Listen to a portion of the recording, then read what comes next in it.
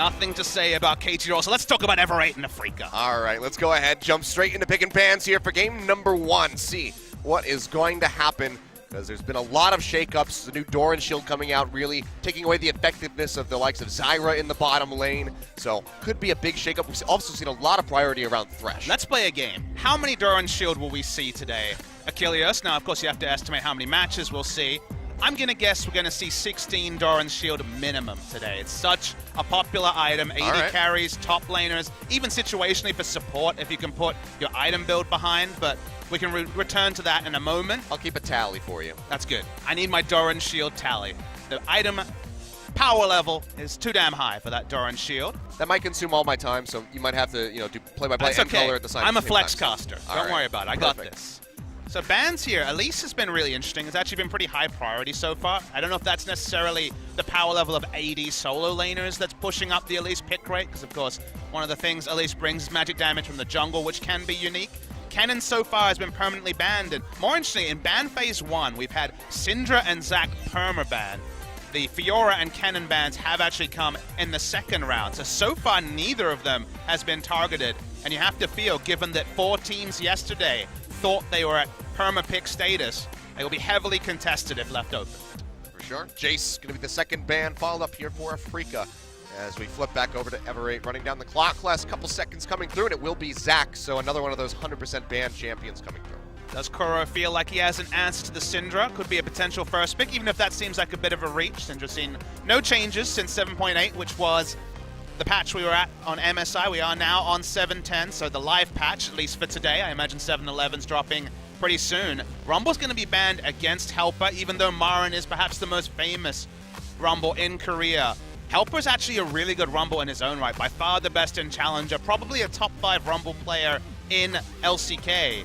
So he sees that, and now Marang, with both Graves and Lee Sin available, will be able to choose between the two if they do want to select a jungler at first pick, and first picking for their young prodigy. Cool to see. All right, I'm fully in support of this one, so Balrog hopefully going to be showing off with that Lee Sin. We saw Umti actually having some pretty decent performances on it just yesterday.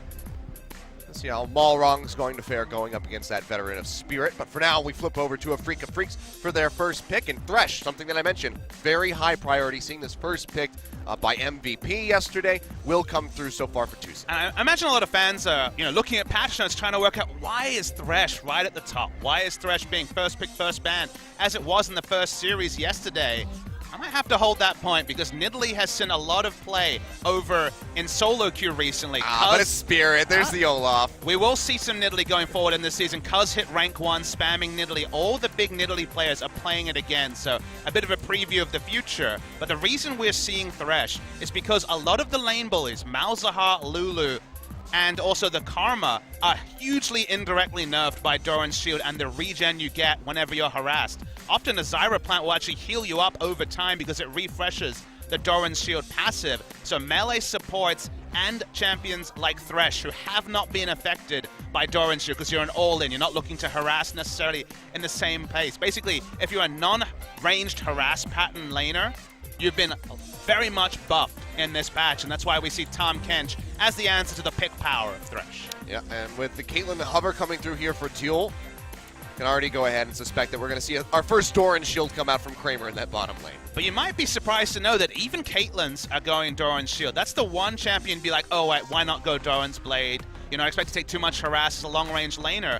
The opinion in Korea is that Doran's Shield in every way outclasses Doran's Blade, that there's no merit to picking up Doran's Blade, and that Doran's Shield, with the damage to minions, along with all the safe sides, is powerful. As we see our first Fiora, which has frequently been banned in the second round, so it had to be taken here. Fiora is another person indirectly buffed by the Doran's Shield. Permaban in solo queue, permaban in professional play, beats all the traditional tanks. Very hard to get a good matchup into Fiora, and if you can get through those early levels, get more points into your queue, get access to your ultimate, and Doran's Shield, it feels like, does that, then Fiora can be obnoxious. So Marin gonna blind pick the Fiora in the first round. Last season it was the Rumble and the Maokai, now it's the Fiora, so guess what? Summer's heating up. Yeah, we get our first pick for it already as the next wave of bans come through. GP focused out here for the top lane to give Marin some breathing room. And that's what you can do. When you do pick it as the last pick on red side in the first round, you can double ban top lane champions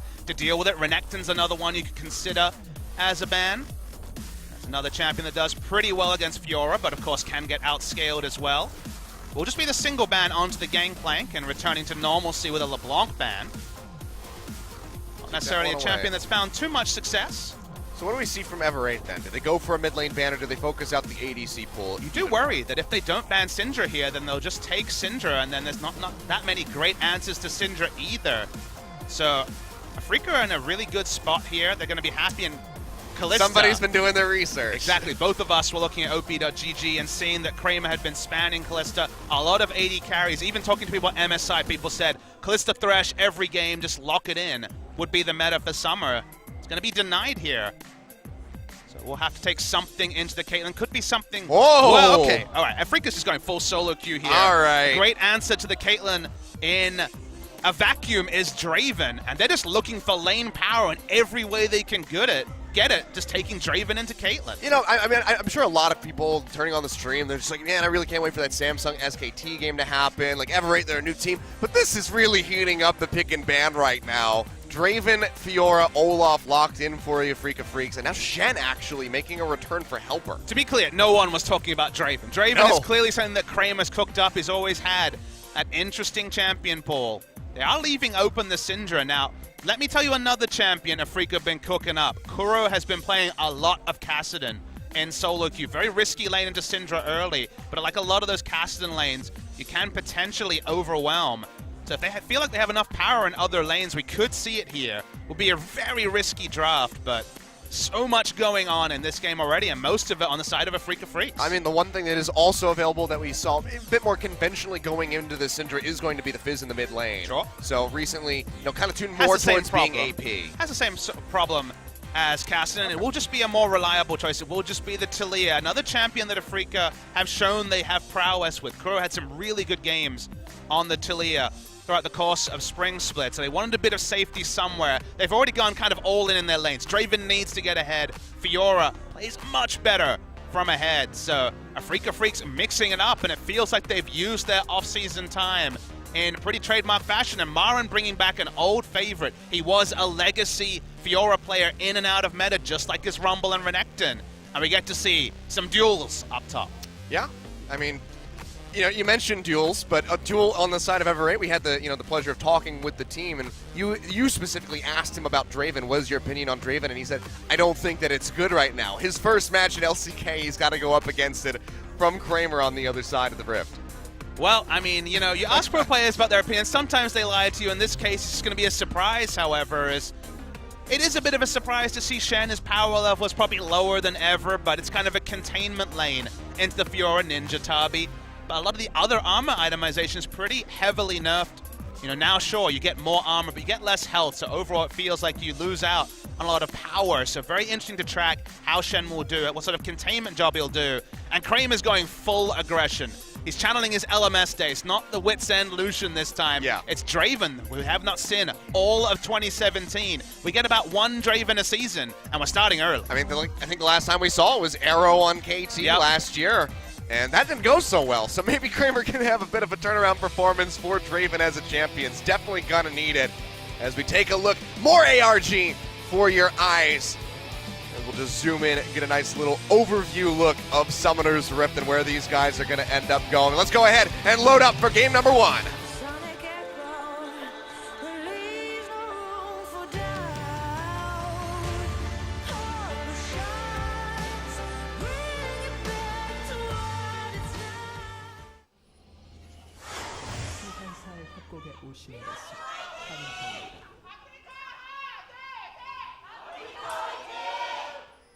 And here we go, back to Summoner's Rift. It's been quite a while here, Papa Smithy, for me. I know you were over at MSI, so you got plenty of League of Legends goodness.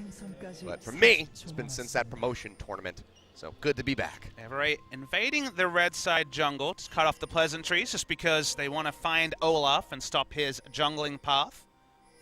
Olaf's traditionally start blue, but you do try and get frisky and go for other paths that you feel like you can be greedy. Afreeca Freecs fans in the audience. 5 p.m. local time on a weekday. Some Ever8 winners fans here as well, so good to see that for this new budding organization. And we're at 3, by the way, so get that tally started. 3 Doran shields so far. All right. Duel actually go on the risky route. Again, a lot of people say that even on Caitlyn, Doran shield outclasses the Blade.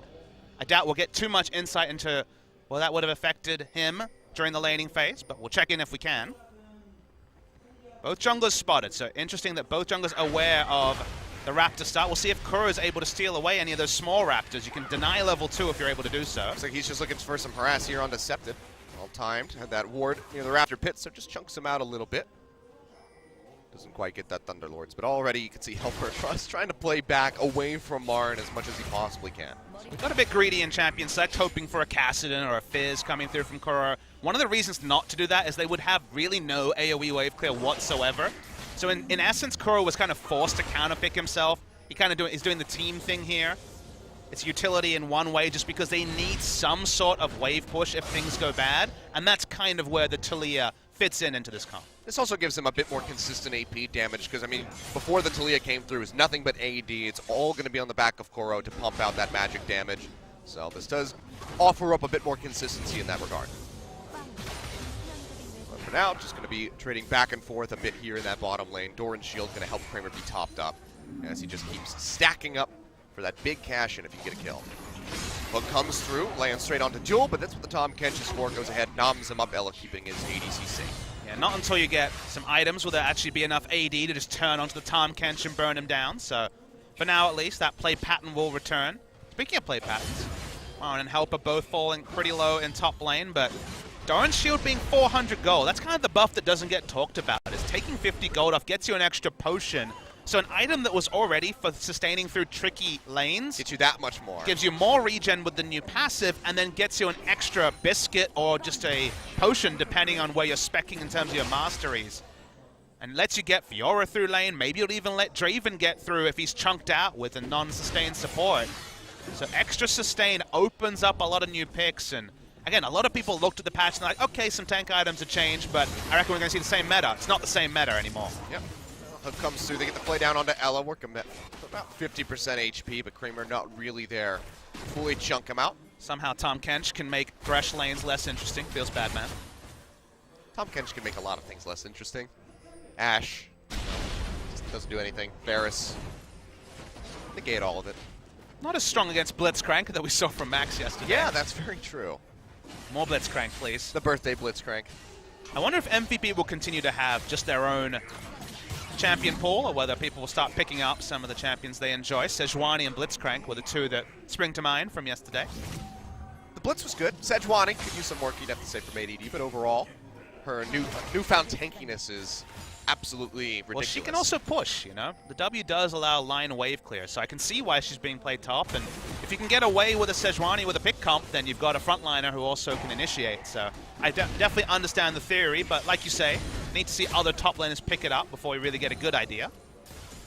Curious if it's something we'll see in the support role. I know that was mentioned. We've seen it a bit in It's solo Max. queue, We're definitely going to see it in the support role. Yeah, I feel like if anybody's going to do it, he has to top himself from his spring hijinks with his massive champion pool. The Scion was still just... the quadra-kill Scion. Yeah, against KT rosters. Can we just never talk of that again? Let's pretend it didn't happen. I know some people really liked it. It made me sad. It was a magical moment, you'd have to say. Was it in a hashtag LCK big play? It should have been. We don't have that hashtag, just to be clear. If anyone on Twitter wants to make it, that's fine. I'm curious if that actually... I wonder if that actually made the Penta series. It might have. It would, I imagine. It definitely made the LCK super plays that OGN runs. It was definitely a super play. But slow and steady as she goes so far here. A lot of nerves on the side of Ever8, so I can understand. Oh, for sure. No big playmaking in the early game. Even Malrang has largely been stymied, but Lee Sin can be a level 6 jungler if you so choose.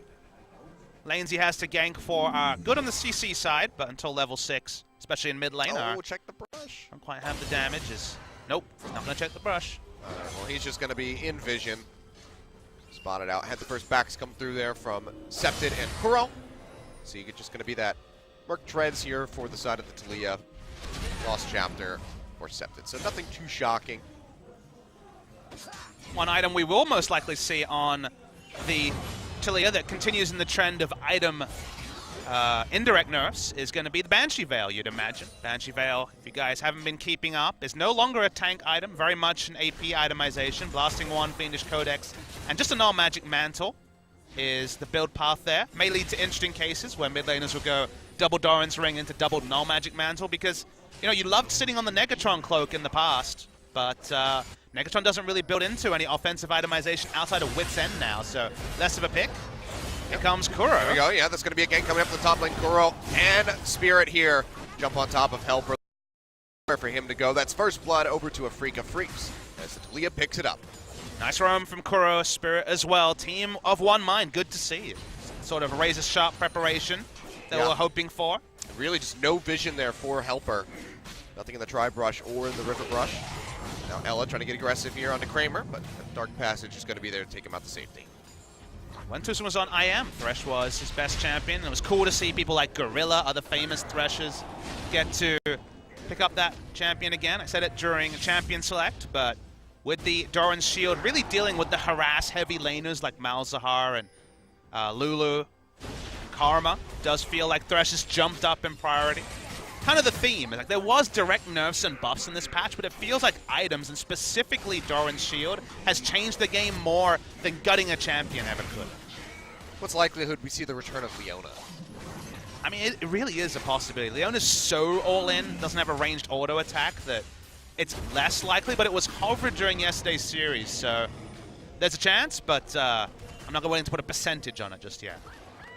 Septed and Malrong going for a bit of a stroll here through Afreeca Freecs' jungle, but they're spotted out by wards. Plenty of vision thrown down here for the red side squad, so not going to find anything for now. Just slipping a bit further behind, 1,200, 1,100 gold at the moment. In the lead is Afreeca, and Marin just going to go ahead and bait onto that blue buff and take this out by himself. Just trying to be a jerk. As the harass extends in bot lane. Afreeca's going to be playing a true 4-1 comp here. Marin will be expected to pick up 2 items and then just have kill pressure on Shen. Black Cleaver and either Ravenous Hydra or Titanic will be the itemization for the Fiora. Whereas Ever8 have a really good siege setup, but it's fun when the identities are kind of contrasting because Ever8 really do want to be able to go for the 4-man commitment to mid, but if Fiora's got kill pressure on Shen, that's not going to work out so well. We're going to have a bit of a clash here as the blue buff started up by Spirit. Marin did back off. Now Malrong coming around the side, does not have the smite, will not be able to take this away, and throws in to back him up. Malrong, does he want to pursue this? As the Stand United coming through, dashes forward, gets on top of Spirit, and he gets taken out. Septed finding the kill now, slowing up Kuro with that newfound red buff. Raven's ultimate comes through, not going to find the connection from home base. So won't get much damage down. Just going to be the 1-for-0 in favor of Ever8. They put a kill on the board. Big mistake there from Tucson. He actually shorted on the W. The Dark Passage didn't go over the Raptor wall, so had to actually flash over to get to the W. Did Kuro, so that was actually a very large mistake, adding an extra summoner to the woes of Spirit being taken down. Nice collapse from Ever8. Yeah, and now they're just looking for more in the mid lane. Sonic Wave comes through, kick back on the Dragon's Rage. Kuro goes down, and Septed finds a second kill, nicely executed by Malrong. Cleanly Sin is a meme, but Malrong is one of the cleanest Achilleos. Super nice on the kick flash there. Was it necessary? That part I can't 100% tell you, but sometimes better to be flashy than it is to be necessary, so I'll give him the benefit of the doubt. Nicely done by him. Maybe getting that confidence up now with his big debut on the LCK stage. Yeah, Ever8 collapsed really well onto Afreeca, who honestly showed their hand. The Olaf was very visibly taking the blue buff for the longest time, and then the collapse was pretty inevitable, didn't respect the Stand United coming through, so good to see again a challenger team come in, not be awed by the situation, start slow certainly, but be ready to fight when the opportunity opened up, and Kuro not having flash and pushing up like he did was ripe to be punished. Nice stuff from Malrong and Septed. Yeah, and very good for Helper to go ahead and put an assist on the board because, I mean, top lane's not been the most fun for him. Meantime, Septed getting chunked out quite low here. Also out that sphere. Just answers a little bit of damage down onto Kuro. 2 kills going on to Septed means that once Caitlyn hits that itemization spike, maybe even just Zeal Infinity Edge, setting up around mid lane before Fiora actually has kill pressure on Shen, will be very effective for Ever8. If you even threaten Kuro getting below half, they have no wave clear, so a lot to take advantage of. Trading patterns continue in bot, but once again, Doran's Shield will make this less interesting over time. Not doing a whole lot here. Kramer's still just stacking up where he can. Be a very big cash and also a very big loss should he die before he could get those stacks pushed forward. Balrog coming over the backside of the pit, gets picked up that Infernal Drake. So another objective here on the board for Ever8 alongside those 2 kills that they got. So have really shrunk down that gold lead that had built up for Afreeca Freecs. So in a very nice spot. It feels like the tipping point of the game coming soon. Seismic shove not going to connect, so should be the end of that one there. Septic could just go ahead and pull right back down the river. Had is Lee Sin waiting in the wings. Now we see pings onto Rift Herald. We actually only saw a single Rift Herald taken yesterday, despite a lot of pro teams I've talked about, really talking about how strong it is, how it really can warp games, especially when teleport is down from a top laner, but only KT picking it up and then misusing it with pawn going down means that we're still waiting for more information on if Rift Herald will be kind of a joke objective like it was for a lot of the last year and a half, or if it will really be a contested objective. For now, you can look at the vision and say, sure, there's a couple of wards around the Rift Herald, but it certainly doesn't have the same sort of respect as an Infernal Drake draws. So still more data points needed to really understand the Rift Herald in pro play. It seems like it's just a bit too big of an investment at the moment because you need so many people to try to take that out in a timely fashion. It's a bit too risky. It has warped a little bit. You know, in previous seasons you needed to, and they both get super low and have to recall. Now, if you have a jungle item as a Graves, you can solo it. So it does less damage. It is faster to take, but still a lot to learn about it as an objective. Oh, that's going to be the flash forward here. Unleash Power comes through. They get the stun. And that's going to be the resonating strike from Malrong straight in underneath the turret. They find another kill. So the mechanics there were really cool to see. He opened with the ultimate, so he definitely hit a stun. And when the stun registered, no chance you can miss the Q. So that was not fishing for a Q and then stunning. That was leading with the ultimate because they knew that the CC was enough because there was no way Malrong was going to miss that Q. Yeah, and they also knew the Crow didn't have a flash, so there's no way for him to avoid that stun coming through from the Scatter of the Week. So very well executed and communicated from the side of Ever8. They put another kill on the board, giving Crow his second death, and they pick up the first brick. And the communication side is perhaps the most important one, Achilles, because we see, even at the top level, low synergy between mid laners and junglers. They're not always on the same page, even though they really do open up the mid game by being able to roam to other lanes and play together. So seeing Malrong and Septed on their LCK stage debut have that sort of synergy is a really heartening one for Ever8 moving forward. And that was the big thing that we touted for them during the promotion tournament. It was about the communication between those two members in particular. Playing around Helper was something that came out during the promotion tournament. We knew going into it that Septed and Malrong had this very good synergy between them, and they're just displaying it already day one in LCK. And if you missed it, Malrong was born on the 9th of February 2000, the first player ever to play competitive League of Legends here in the LCK, born in the year 2000. So he's definitely listening to his youngs. I imagine he's not doing too much shot calling himself. Korea is a very age hierarchical system at the best and worst of times, so whoever's initiating it, it is very clean between Malrong and Septed so far. Yep, nicely done. That's going to be the swap coming through here as Duel and Ella make their way up towards this top lane, just trying to give Marin a little bit of trouble. But in the meantime, Spirit joining his bottom lane. Got under this turret. Malrong here to back him up as they try to get some damage down. But the wave thinned out considerably. Means they're going to have to kite back a little bit, delay this take on the turret. Meanwhile, Helper all on his own, some down in the bottom lane. Dravenel not going to connect, but it doesn't really matter. Kramer still comes up with the kills, has to pop the heal, so he doesn't go down to the turret, but gets that cash in. Don't really understand a Shen walking up to 3 other members with no wave clear. Sunfire Cape's certainly not going to do the work. You do understand why Ever8 has initiated the swap, though, because now they have the inside track onto Herald if they want it. Malrong's going to start it. You can see that soloing it for the Lee Sin is not a tricky thing to do. They took the Drake, then rotated bot lane when Draven had a bigger item buy than Caitlyn, so they miss out on there being an awkward laning phase, and they also pick up Rift Herald. So from an objective standpoint, sure, Helper died, but overall, it's a trade up for Ever8. And now we're talking about 2 strategic times where Ever8 has shown strategic flexibility and innovation over the level of Afreeca Freecs. Kramer starting to stack up those items, got the kill, got that cash in coming through, gives him about 1,100 gold over top of Duel. So Bloodthirster first item, and then just going to be following up with that rapid fire cannon by the look of things. The Bloodthirster first for Kramer is basically a standard Draven build. Even when Draven was last in the meta, you'll remember the build was something along the lines of BT Last Whisper, because crit strike, while it is strong, doesn't affect the Q base damage. So basically, the idea here for the Draven is that you're going to be very much in 500 range often, because you are often just using your W aggressively. So you need to be able to out-sustain the damage you're receiving. So with a build like this, with the overshield, the hope is that he can run at Syndra, and even if he takes a round of damage, still be able to lifesteal through it and have kill pressure. He's certainly not going to be sitting at the back like Caitlyn. He's getting into close ranges. Our first Rift Herald summon of the day comes through, and for now it's only Draven Thresh. And remember, this is a very low wave clear comp from the side of Afreeca. Yeah, that's going to be the turret going down there. A lot of damage being put forward onto the Rift Herald, plus that charge that comes through. Some crits hitting there from Kramer. Helps take it down, so just get the one turret for its troubles. I mean, it gets them out of a laning phase with Draven, so that part is fine, but it's certainly not the 2 or 3 turrets that is possible with Rift Herald. So still evaluating whether that was a good Rift Herald use.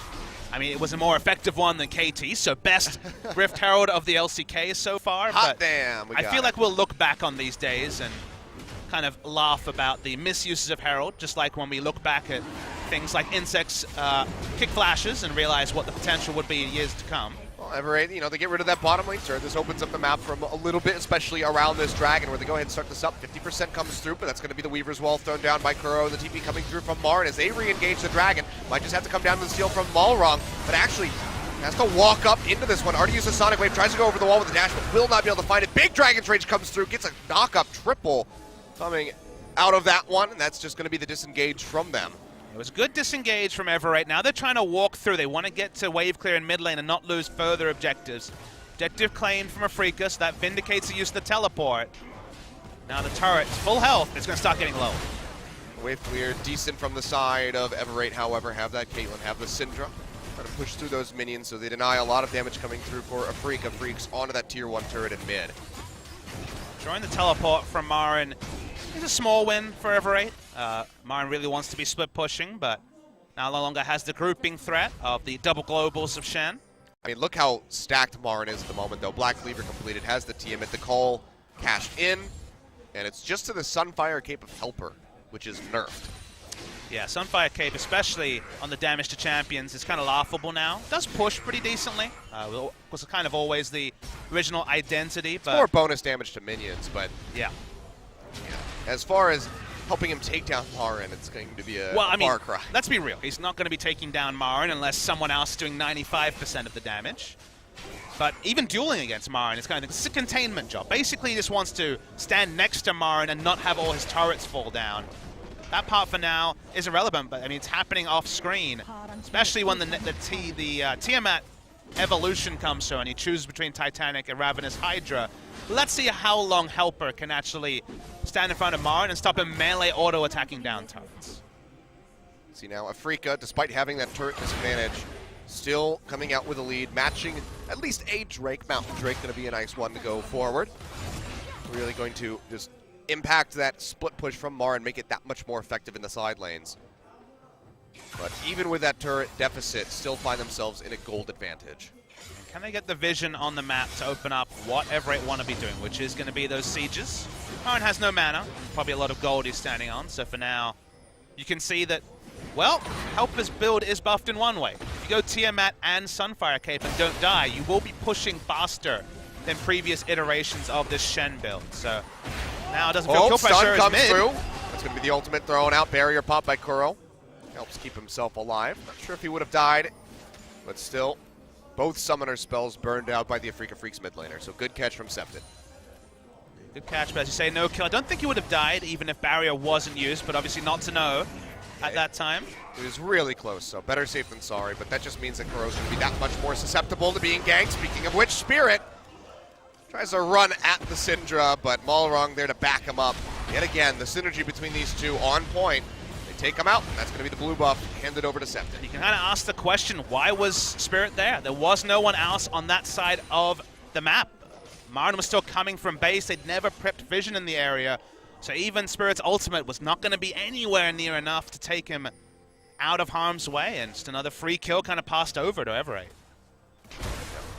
Nice little pickups, and I mean, Afreeca, they need to tighten things up. Had the lead, now being matched by Ever8. So they keep handing over these minor objectives, these kills to the side.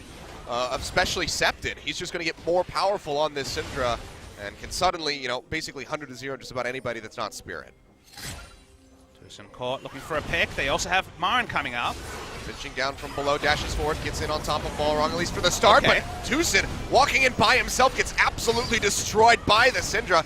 Now Ever8 going to seek to turn this one around. Balrog throws out that Sonic Wave, lands it onto Koro, but it's a bit too hairy for him to dash forward with the resonating strike. He'll say, you know what, we got our pick, let's go ahead, kite back, spend this newfound gold. Yeah, the game plan here from Afreeca is a bit haphazard because they have the cash in on Draven.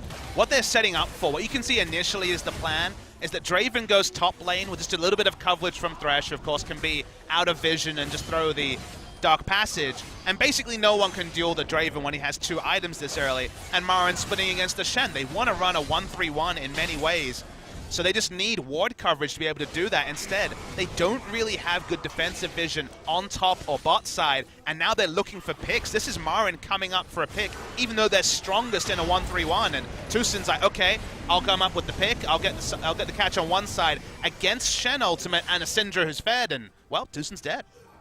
Yeah, he goes down rather quickly, so not very tanky is that Thresh at the moment. I mean, the way you play this comp, again, get coverage, continue to split, and force something to give. Force Shen to react and then profit in another lane. If you kind of just run top and run bot with fed people and then get ganked or make bad mistakes, this comp will look like it's susceptible when, in reality, Afreeca should have 2 pressure points.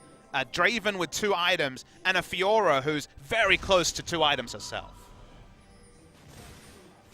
Definitely some hiccups here for the game plan of the Afreeca Freecs. For now, Ever8 pushing forward into the enemy jungle, looking for some forward vision in and around this Baron. Duel just laying down the trap line in case somebody were to walk forward. Pretty hard to face check for the side of Afreeca Freecs. They have good Baron vision for now, but both wards are controlled. Yeah, the one about to expire, so going to be completely blind inside the pit even further. And who's face checking? Marin isn't going to be tanky enough to do that. Olaf has tried some We saw how well that went. And both Tucson and Spirit will be taken down pretty quickly. No magic resist on either. Yeah. So unless they have eyes on Syndra, warding's actually pretty tough to do for Afreeca Freecs. Already the stun coming through. Spirit gets chunked down to half HP just from the rotations there in the Sonic Wave. So bad times for the Olaf. It's got Knight's Vow as a second item, so have to imagine that's to allow either Draven or Fiora to be that frontliner. But it's kind of a 5v5 choice on a team that doesn't really want to be 5v5. Yeah. 5v5ing, that sounded incredibly hard to say for some reason. And they just haven't been able to push wards. You know, they've been wrestling with vision around the Baron, so that means that Drake is completely free for the side of Ever8. Yep, so they'll be able to match Mountain alongside their Infernal. Still very close game at the moment, though. 1.1 thousand gold. One team fight to change the entire pace of this. Big CS advantages on Syndra on the side of Ever8 as expected, given the self-counter pick by Kuro.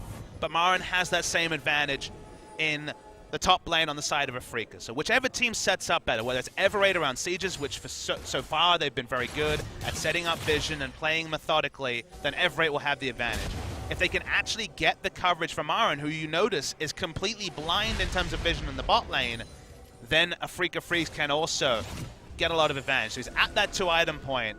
Let's see if we do actually get on screen the first trades between him and Shen, because Marin's 2 levels up and plenty of items. So Duel's walking forward. Chunk starting to come through here from Kramer. Answers to that 90 Cattle Burnett. Now that Stand United coming down onto the Caitlyn, but it's not going to be in time. He already gets taken out. The kill goes over to Spirit. Ella going low, gets taken out. The cash in coming through from Kramer. Big burst of gold over to the Draven. And now Afreeca Freecs finding 2 kills. Do they want to turn over onto this Baron? Still very early on, 25.5 minutes just about. Seems like they'll go ahead and gain vision priority at least.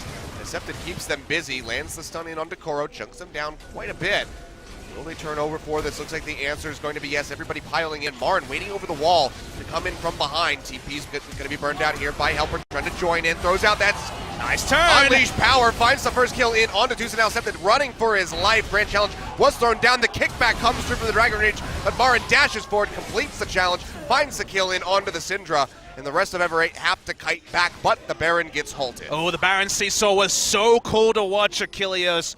The moment that we saw Septed open up, got the first kill onto Tucson, but nice turns we're going to see the long replay here. And the first thing to take away is that Syndra is accounted for. Syndra was already seen mid lane. They don't have to respect her power. And that means Kramer can get frisky. That means they can look for picks in a scenario that's hard to recreate because usually Syndra will be grouped with her team. So they start up the Baron. That's the big objective they want to claim with the 2 picks. But Syndra's the one with all the gold. And Syndra's only job here truly is to stop the Baron going down, which happens. There was some nice flashy mechanics in this. Good flash away onto Tucson, takes him down. Kick from Marang was good too. But Maran's positioning, he spent so long waiting to get in the back line. He took down Scepter, and that meant there was never going to be no true turn, and it ends up being pretty much a 50-50 between the teams. All in all, 3 for 2, I believe, across the board with Jewel and Ella going down. But they get the stop on that Baron. That was going to be the biggest thing for them. So still a bit of a win here for Ever8, even though the gold spills just a little bit into the hands of Afreeca Freecs. 1,000 up just about at the moment.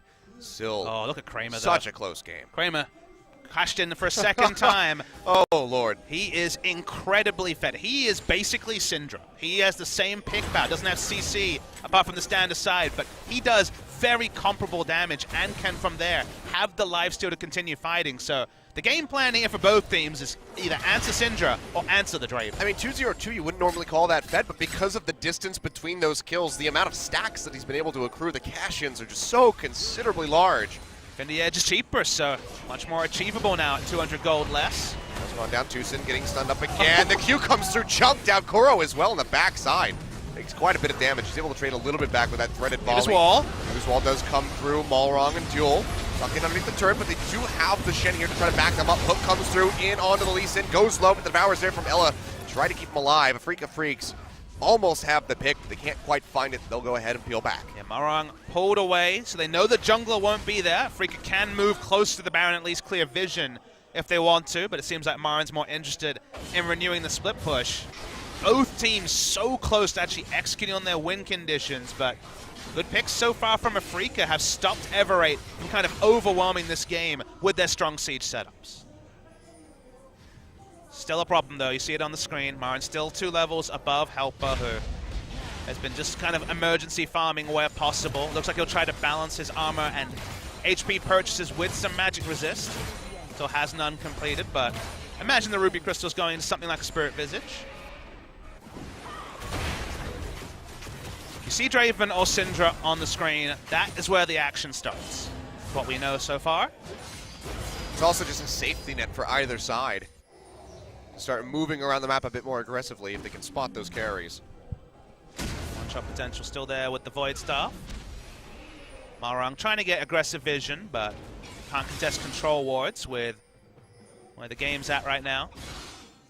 Marin just trying to take away as much as he possibly can. Moves over for the red buff.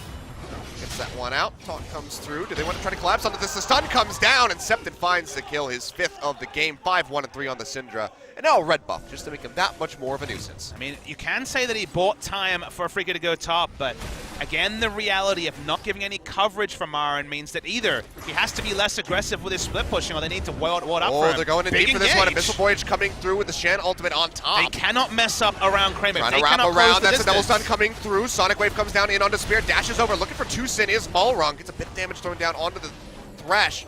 Doesn't quite predict which way he's going to move, so the Sonic Wave doesn't come through for a second time, and this is Ever8 losing time that they can have on the Baron. They turn onto it now. Baron damage is decent on their side, but now we're going to see Afreeca with the contest. 12 seconds here on Marin, still has the TP available, and there's a ward in the pit that has not been cleared. Weaver's Wall comes down, cutting them off inside the pit. Septon gonna have to do some nice gatekeeping. The hook going wide. Baron goes low. Malron able to finish this one off, and now Spirit walking forward, but has to kite out of there as best as he can, but he does not get anything. Goes down in the exchange, and Septon finds another kill. Now Malron coming in from the sideline. Will dash forward, getting locked down immediately. Gets a riposte off, but still can't mitigate enough. He gets taken out as Malron finds the kill. 2 dead on the side of Afreeca Freecs, and Ever8 winners come up with the Baron. Yeah. Fiora only a pseudo frontliner, and even though the hook landed on Caitlyn, she could flash defensively. No one else could get there. So you felt the hype of a sick hook, but not actually the reward. And you get out with the Baron buff if you're Ever8. And suddenly, the game plan of Afreeca Freecs kind of falls apart because split pushing against the strong siege and Baron buff on the side of Ever8 winners is going to be impossible to pull off. We're going to see the replay, the control ward in a great spot.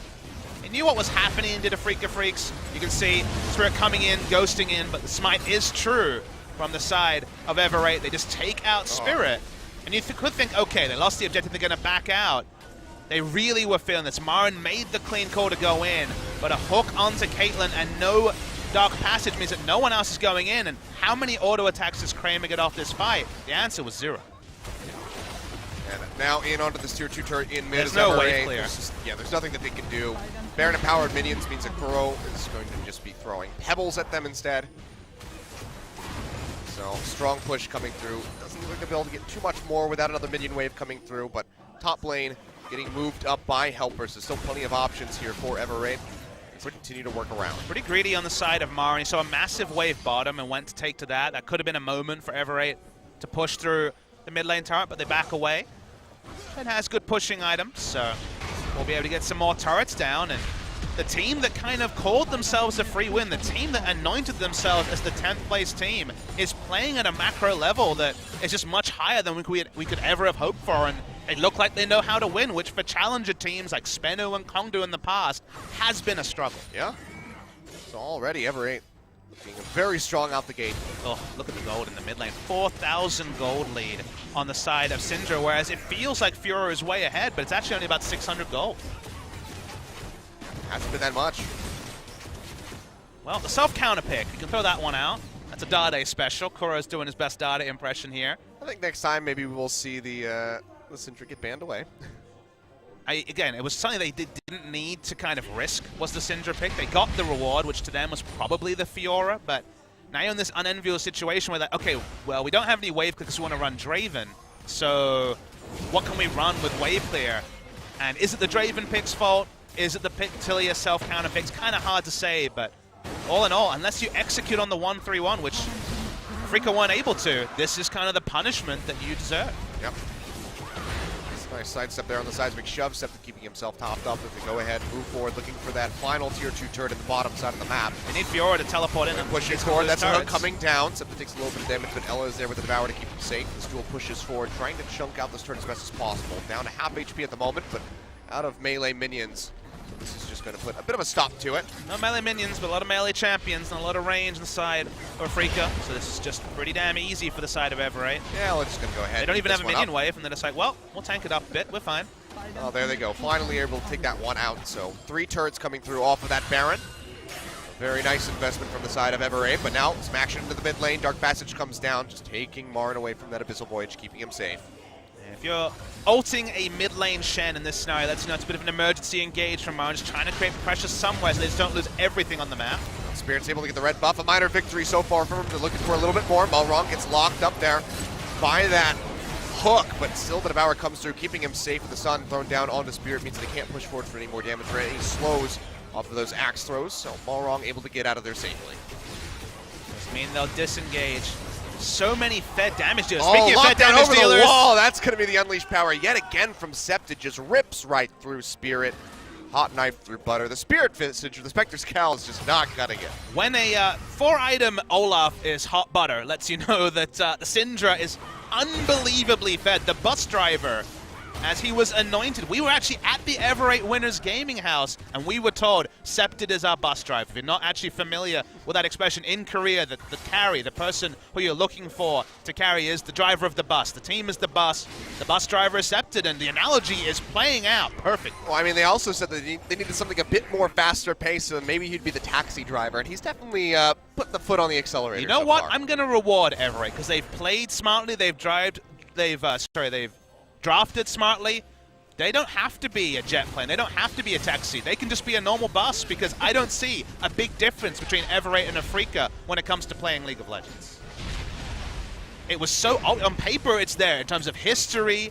I mean, so many winners on the side of the Afreeca Freecs, of champions, of worlds. I mean, they were 5th place team in spring. They have superstars on the lineup, but when it comes to actually showing off 35 minutes of quality League of Legends, they've done it on occasion, but we've also seen a lot of games like this, so you want to have them on different tiers, but you kind of have to earn your tier again in summer, as KT found out yesterday, and how Afreeca Freecs are finding out in Game 1. Yeah, 11-5.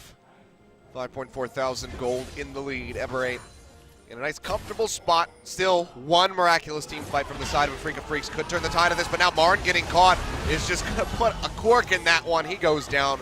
All wrong, finding the kill. Says, you know what, Septed, you got to share these a little bit with the rest of us. So he takes one away. 5-0-3 on the Lee Sin. I don't think Septed feels like he needs to share. This might be one of the greatest Champions debuts of all time. He has 100% kill participation. 7-1-5 on Syndra, who isn't necessarily known for high kill participation, but the game has revolved around the Syndra's power, and Ever8, they've gotten on that bus, and that bus is probably going to get them an inhibitor. And look at this, the fast track into this mid lane. Still, it was Kramer and Tucson hovering around that top side of the map. Now the turret's down, the inhibitor's exposed. It's just going to be taken out by Ever8. But there's no answer for Afreeca. They have one man down, they have low wave clear. Someone even looks at Kuro, he needs to disengage, and then the wave clear is gone.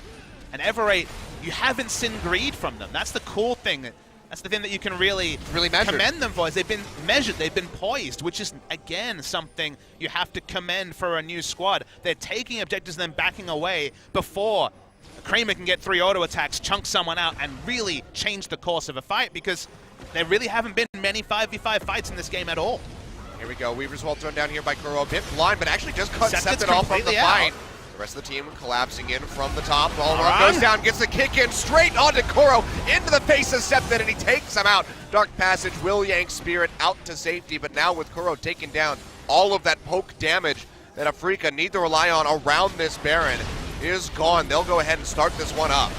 Now let's see if Olaf goes for another express engage, because this Baron's going down fast. I mean, look at the trap line thrown down here from Duel, just trying to keep them gated out. Tucson goes low, one more hit would have finished them off. Ace in the hole comes through, but Kramer there to body block for his support. The best that he could offer in the moment, but Baron, yet again, over to Ever8 winners. Yeah, clean Baron take, nothing Afreeca could do to answer it. Spirit already tried to Rambo in once before, and even with Syndra ult down, would have been taken out, so clean Lee Sin, clean macro, clean drafting.